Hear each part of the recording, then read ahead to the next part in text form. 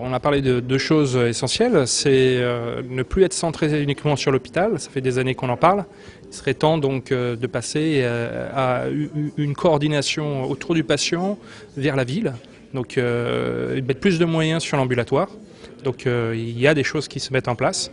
Néanmoins, à mon sens, ce n'est pas l'enjeu des politiques sur une approche de vision d'économie d'échelle et surtout donc, de répondre à des problématiques sociétales autour du patient. Donc ça, c'est la première chose. La deuxième chose, c'est axer réellement sur la prévention, qui théoriquement doit être une action d'État.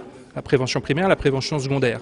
Surtout la prévention donc, primaire, puisque aujourd'hui, 30% de la population ne connaît pas les démarches de premier secours et donc de pouvoir simplement reconnaître et alerter par rapport à une problématique d'incident de la vie courante.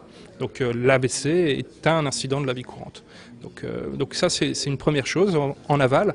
Le post-AVC, mettre plus de moyens sur effectivement l'éducation thérapeutique. Il y a des choses qui évoluent vers la pharmacie, vers des centres effectivement pilotes. Je pense qu'il faut accélérer. C'est un vrai enjeu économique également pour la création d'emplois, à mon sens, autour effectivement donc, de la ville. Ça fait des années qu'on parle de registre national sur l'AVC, il n'y en a toujours pas. Il y a des registres régionaux plutôt médico-économiques et centrés sur l'hôpital.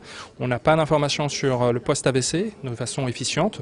Nous avons entendu la CPM nous dire qu'ils avaient des études en cours. Nous espérons avoir effectivement des retours. En ce qui concerne effectivement donc, ce point, il reste des choses à faire, surtout à l'heure du connecté, du big data. Ça devrait parler aux politiques de s'intéresser aux données de santé à des fins épidémiologiques, de santé publique et d'économie d'échelle.